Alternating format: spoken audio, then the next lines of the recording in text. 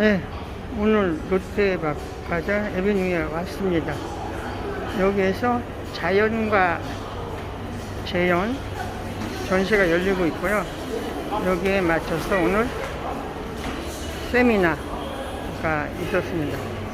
자연과 재현은 세 곳에서 전시가 열리는데요. 첫 번째는 본점 본관 4층과 6층 에비뉴에 지하 2층에서 4층 사이에 40여 점이 곳곳에 이렇게 걸려 있다고 합니다. 근데 화이트 큐브로 어느 정해진 공간에 있는 게 아니고요. 어떤 사이사이에 전시가 됐다고 합니다. 또 자연과 재현 동탄에서 열리고 있습니다. 동탄 국제 갤러리. 또 하나는 롯데 인천점에서 조각. 그래서 자연과 재현이라는 것이 세 곳에서 전시가 열리고요. 여기는 근대 작가, 현대 작가, 조각 작품들이 전시되고 있습니다. 네. 몇 곳에 걸려있는 작품을 한번 보도록 하죠. 청경자의 대표적인 1955년도 대한미역전에 대상을 받았던 정이라는 작품. 네, 이 작품이 북판으로만 남아있다가 몇 년 전에 갤러리 현대에서 이 작품이 공개됐었죠. 사막의 여왕이 되자 오직 모래와 태양과 바람, 죽음의 세계뿐인 곳에서 아무도 탐내지 않은 사막의 여왕이 되자 본인은 사막의 여왕이 되자고 이야기했습니다.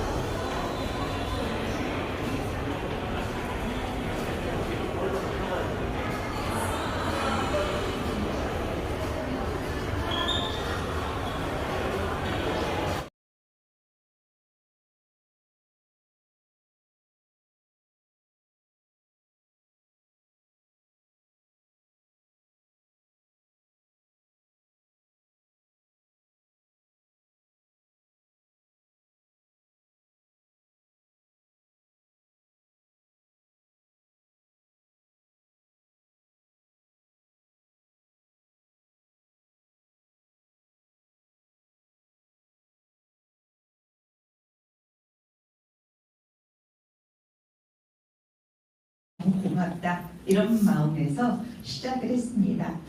그래서 이제 제가 오늘 드릴 말씀은 여기에 전시된 작품, 특히 이제 근대 현대 회화 중심으로 말씀드리도록 하겠습니다.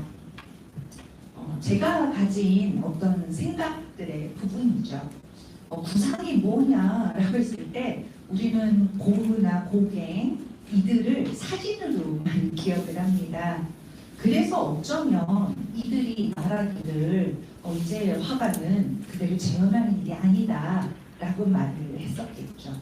새로운 미디어의 등장이 이제 회화는 똑같은 것을 재현하는 것이 더 이상 아니다 라는 시대로 들어서게 만들어졌던 것입니다. 하지만 동양에서 서양화를 주목하게 된 것은 어쩌면 그것의 똑같음이 아닐까 생각합니다. 지금 왼쪽에 보시는 것은 우리나라의 대한제국 시대 때 방문했었던 네덜란드인이면서 미국에서 활동했었던 휴고 보스라는 작가가 명성황후의 사촌 동생을 그린 것입니다. 저 글씨도 그가 쓴 거예요. 진짜 잘 써서 전 그림 볼 때마다 저 좌절합니다. 한국인의 나의 글씨 이러면서요. 자, 그래서 정말 사실 같아라고 하지만 그렇다면 동양화에서는 사실적인 게 없었을까요? 바로 오른쪽에 보시는 것은 채용신이라고 하는 근대 작가의 작품입니다. 그는 어진도 그렸었고요. 이 작품이 이제 처음 소개된 것은 제가 전국 도립미술관에서 전시할 때였었어요. 그 지역에서 이제 창동 정도 하신 지역의 어르신이었는데요. 이 작품은 이렇게 정말 옆에 있는 사마귀까지 아주 사실적으로 그렸습니다. 이렇게 전시 오픈을 하는 날 어느 어르신께서 제게 와서 인사를 하시는 거예요. 아, 감독님 하시는데 제가 안녕하세요. 민족이시죠? 이렇게 얘기했더니 갑자기 수염 없는 이분이 자꾸 와서 인사하는 것 같았어요. 근데 그분 말씀이 네, 다들 제가 할아버지 닮았다고 말합니다. 이러시더라고요. 결국 이제 동양에서도 털 한 호락이라도 같지 않으면 그 사람이 아니다라고 하는 우리가 흔히 말하는 1호 불사론이라고 하는 곳이 있었었지요.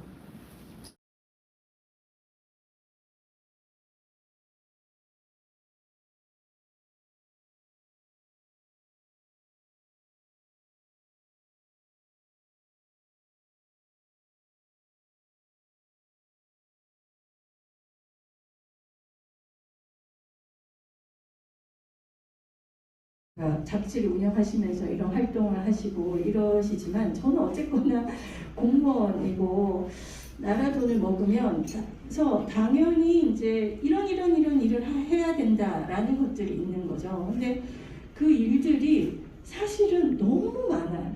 너무 많아서 어떤 느낌이냐 하면 그 해야 될 일은 이만큼 있는데 정말 어느 한 구석에서 요만큼만 지금 하고 있는 그런 느낌을 항상 많이 느끼게 돼요. 그래서 나름대로는 이제 뭔가 허덕이면서 일을 하는데 그래도 이 많은 것을 해야 되는 것들을 보고 있으면 제가 뭔가 직무유기하고 있는 것 같고 좀 부족하고 이런 느낌 너무 많이 받아요. 특히 오늘 유족분들도 이제 세 분이 오셨는데 뭐 임근홍 선생님 같은 경우는 그래도 저희가 조그마한 이제 뭐 근대미술의 재발견 시리즈에서 조그마한 전시를 해드렸고 그렇지만 이분이 갖고 계신 많은 다른 작품들도 좀 정리를 해드려야 된다 이런 생각을 계속 부채의식을 갖고 있고 또 사실은 홍정명 선생님 그 아드님도 그 유족분도 와 계시지만 저분은 기억을 못 하시겠지만 제가 완전 피레미 시절에 홍정명 선생님 돌아가시고 그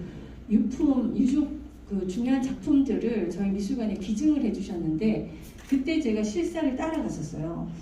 최은주 지금은 대구미술관장 하시는 그분이 이제 진두지휘를 하시고 저는 따라가서 그 목록 정리하고 하는 완전 피레미 학예사 역할을 하면서 그때 그 작품들을 다 실견을 했고 그래서 참 좋은 작품인데 이런 작품들을 우리가 기증을 그렇게 많이 받으면 좀 더 알리고 좀 더 이제 노력해야 되는데 그걸 지금까지 못 해드렸네 생각하다가 이제 아들이 보니까 더 좀 죄송스러운 마음이 들고 윤중식 선생님 같은 경우도 최근에 이제 성구리백 기증하시기 전에 저희한테 중요한 작품들을 또 기증을 해주셨고 이런 그분도 이제 저희가 뭐 워낙 이제 중요한 근대 시기 그 정점의 시기의 작가들이기 때문에 무슨 전시를 해도 자꾸 걸리거든요. 뭐 이중섭 얘기를 하면 이중섭 선생님하고 동경제대에서 같이 공부하셨던 선배님이시고 또 뭐 누구 얘기하면 또 나오고 그래서 더 조사가 필요한데 하면서 이제 또 돌아가셨고 이런 이제 상황이다 보니까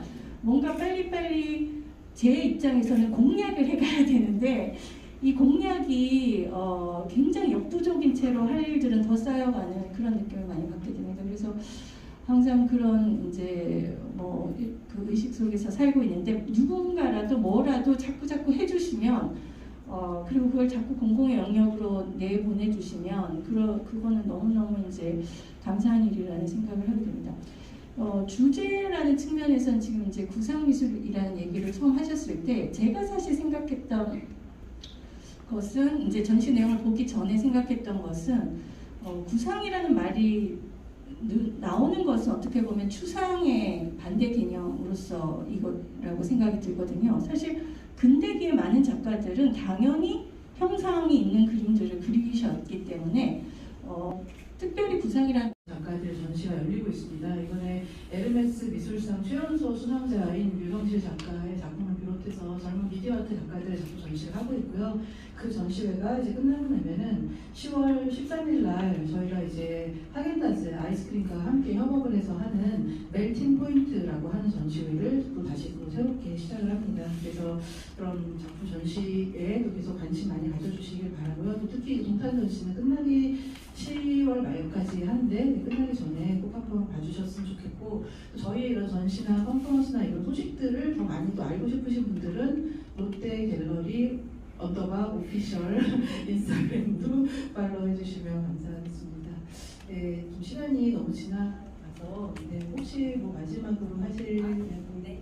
소감 한 말씀? 아주 짧게 한번 하겠습니다. 네, 요즘 백화점들에서 그 아트 마케팅을 많이 하는데, 그래서 저도 다른 백화점에서도 전시들을 많이 보고 했는데, 사실은 대중들의 딱 눈높이에 맞는 그 전시들이 주로 이렇기 때문에 계속 이런 전시, 그 다음에 무엇을 보여줄까 좀 피로도도 느끼는 면도 있었어요.